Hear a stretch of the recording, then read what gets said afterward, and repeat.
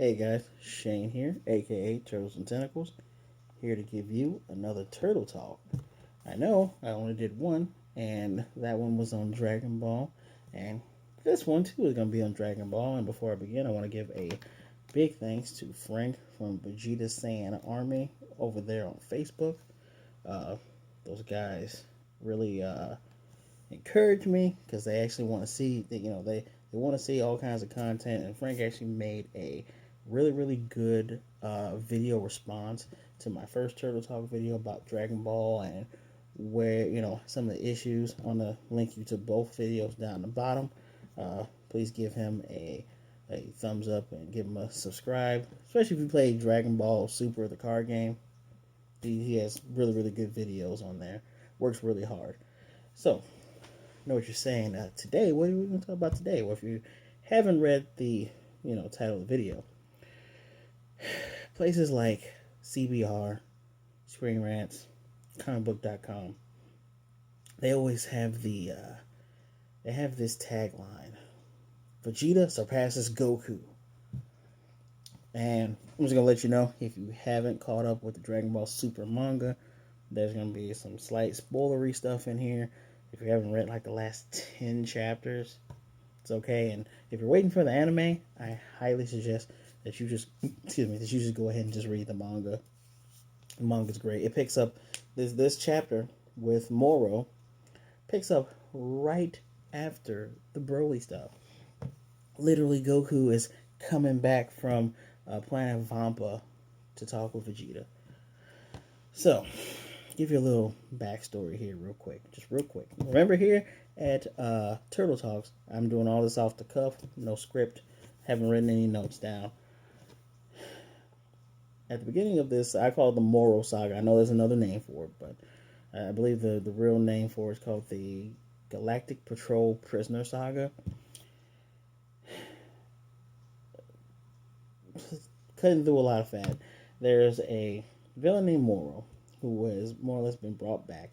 He is the guy who fought the Grand Supreme Kai and had forced him to use all of his god powers to imprison him, and that is how Boo got his shape, because right after Grand Supreme Kai was done fighting him, Boo absorbed him and gained his personality, his goodness, his shape, and even though the Grand Supreme Kai lost a lot of his god powers, he's still pretty strong. Majin Buu is still pretty strong.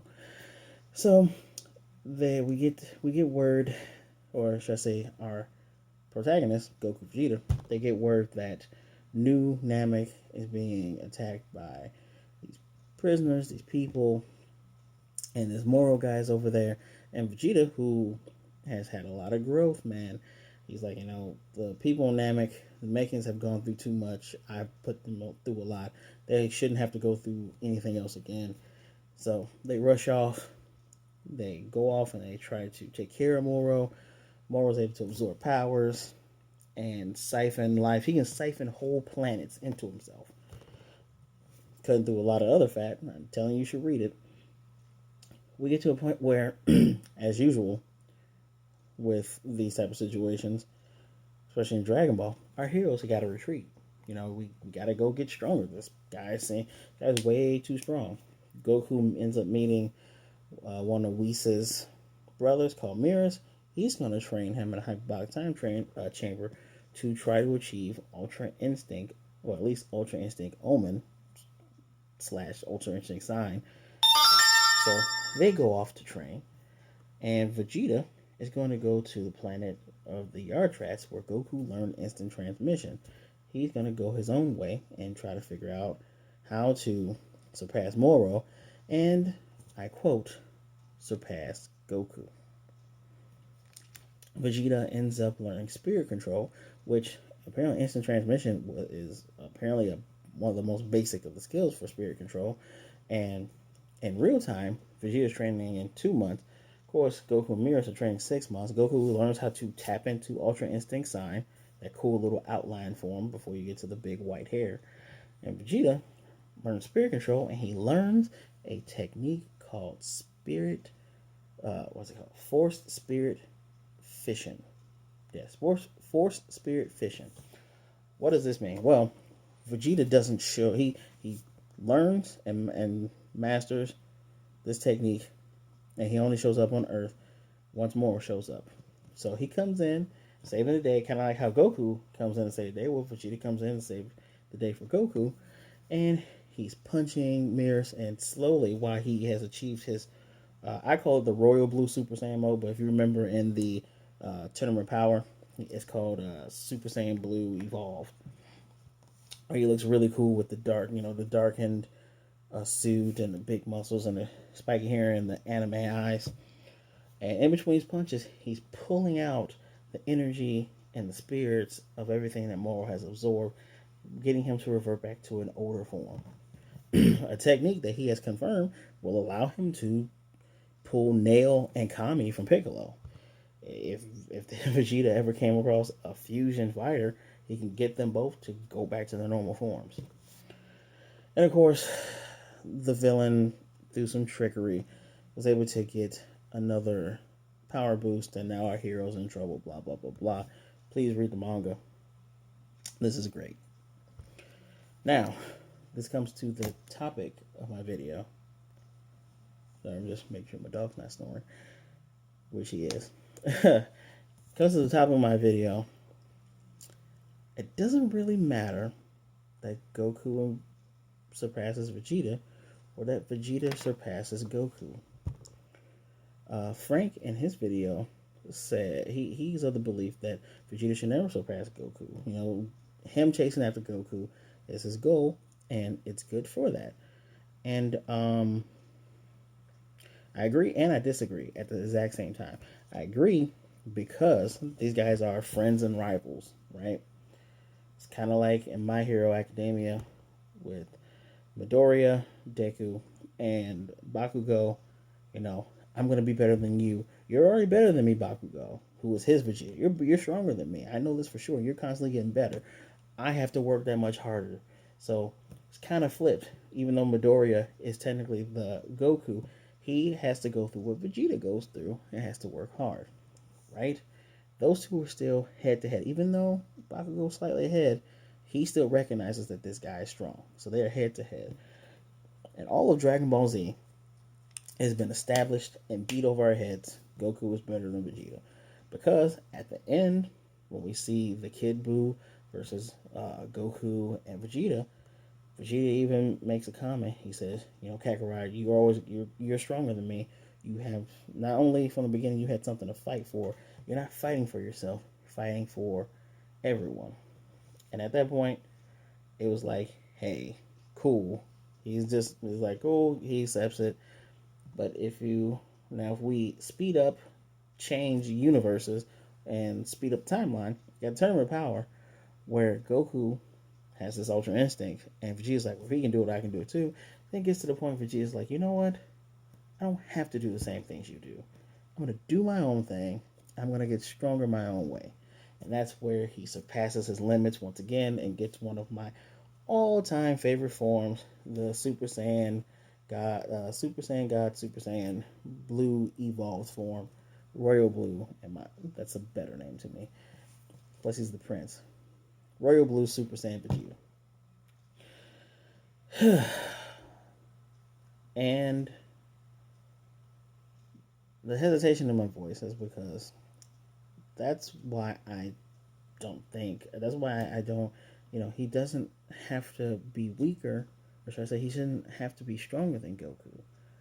He can be just as strong and different.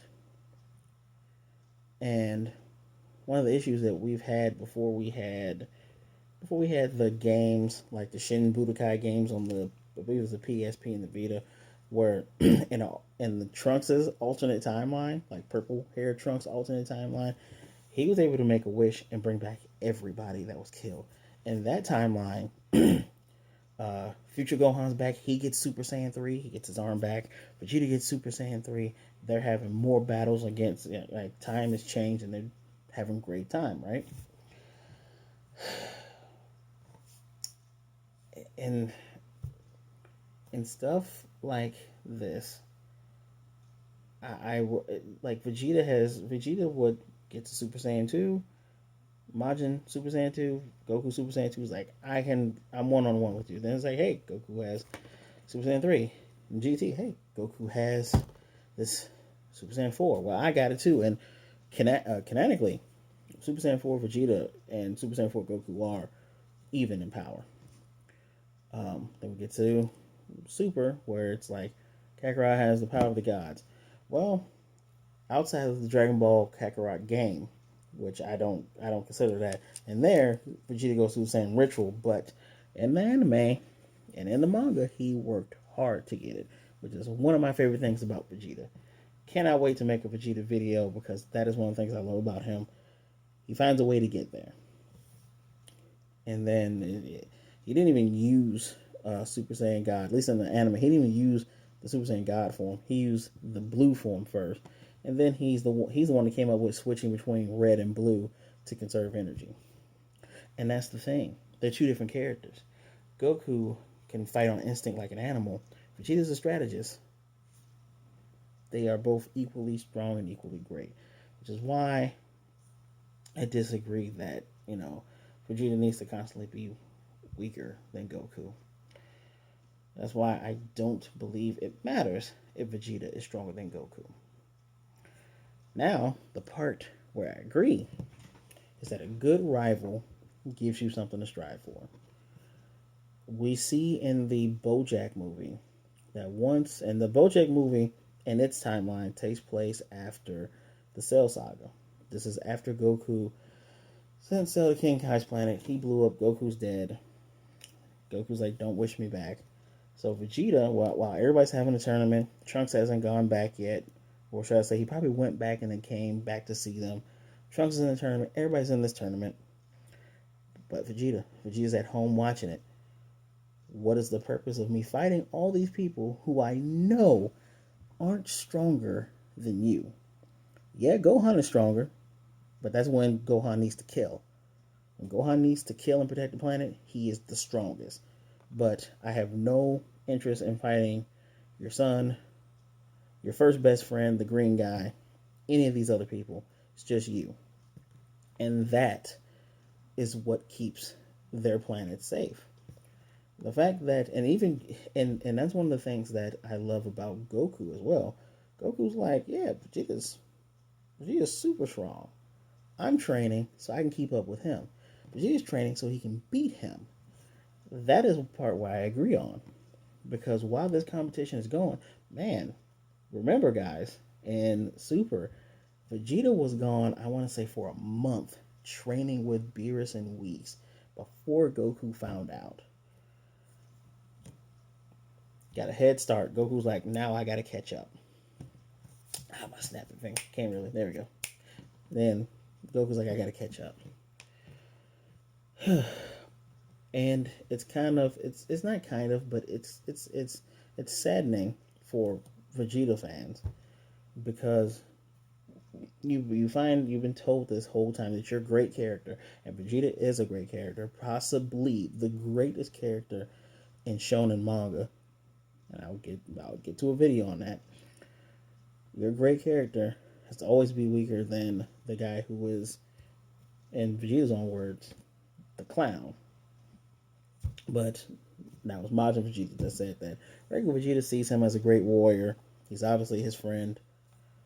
Obviously, they're brothers in arms. They're basically family at this point. And I really don't. I don't feel like you should always hang your hat on this. Hey, Vegeta got this new thing. He's better than Goku. Because if you learn, especially in manga and in anime, your guy is always going to be strong until the next strongest guy shows up. Because, devil's advocate here, if Goku saw at this point in time, if Goku saw someone put a arm through Vegeta or try to kill Vegeta, he would snap. I fully believe Goku would snap, and we would get a form beyond all forms that is just all of Saiyan anger and rage. Goku barely knew the guy on planet Namek when fighting Frieza, and he listened to his final request and was like, "Yo, it's messed up that you killed Vegeta. I'm finna kick your butt. Finna make you hurt." I think I think the constant want for one to be stronger than the other is fruitless, but I see the merits inverse of their constant one upping because it makes them better. And it's somewhat reflective of real life. If you have a close friend or rival, and especially with basketball players, the new era of basketball, your LeBrons and guys like that, they battle it out, on the court. They're not going to let their buddy win, but they train with each other. They know each other's families. They're friends with each other. Heck, me, I'm a guy that loves card games. I love Yu-Gi-Oh. My oldest friend, my best friend, we're constantly trying to one up each other. It's always, hey, he was way better than me in the beginning. I saw him. I said, I gotta get stronger. That's kind of just how this goes. If you have a good rival, if you have someone right there that's showing you, hey, I'm strong, you can get up to this level, it'll keep pushing you through. It's a great thing, and that rivalry is actually a keystone and just a key point in their friendship. But I know I sound like a giant hypocrite because of the title of the video, but while I don't think it's important, I don't think it's important from a audience perspective, from a viewer perspective, from a guy that is getting tired of seeing these 4 to 3 week old late articles, not videos, saying that Vegeta surpassed Goku. I'm tired of them. I don't care if my boy is stronger than Goku. I don't care if Goku is stronger than him. Hell, I'm the Gohan fan. I just want to see these characters grow. I want to see them do something different. I know I'm kind of crossing the streams here with ideas, but there was an idea put out there, I believe, by CBR that Dragon Ball is getting rid of the normal power up, Super Saiyan 1, 2, 3, with going with the Super Saiyan gods and how red switches to blue. Each have their merits. One is obviously stronger, but they both have their merits for use. It's kind of the same thing. I'm glad Vegeta has learned this spirit fusion thing. Hopefully, once this whole moral saga is over, hopefully they get to another saga, but it's not all their lives are at stake. I would really like to see a tournament arc like the Dark Tournament from Yu Yu Hakusho, where there's an underlying threat that if we don't win, all these demons are going to come in. But at the same time, each character has their own individual motives on why they need to get stronger and on why they needed to win. I want something like that. I want to know that. People tired of tournament arcs. I love tournament arcs because growing up, our tournament arcs never had a good ending unless you were watching Dragon Ball or unless you're watching Yu Yu Hakusho. And to date, My Hero Academia has had the best tournament arcs. They have character growth. They have a very clear winner, and they have ramifications for the future. I want something like this after Moro for it to say, hey, Goku has got this thing, Vegeta has got this thing, and they're showing really cool stuff. So, tell me what you think. Do you agree with Frank? Do you think Vegeta should never surpass Goku? Because that's what it's about. Do you agree with me, I'm basically moderate on this. I agree. I see the merits of them challenging each other, and at the same time, I see a very good alternative for them to just do their own things, but still keep making each other stronger.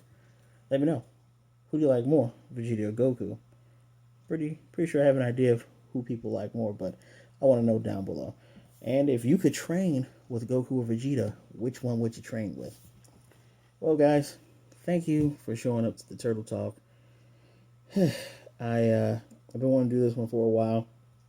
I've been wanting to do more Dragon Ball videos. Hopefully, I get some more editing capabilities. Because I want to give you guys examples and show you some of these things. But until then, maybe I'll show you show you like a blurb or like a link you can click on to see what I'm talking about. But as always, like the video, subscribe, share the video, hit that notification bell so you can get more videos like this. And as always, wear your mask, be good, be safe, be blessed, and I will definitely see you next time.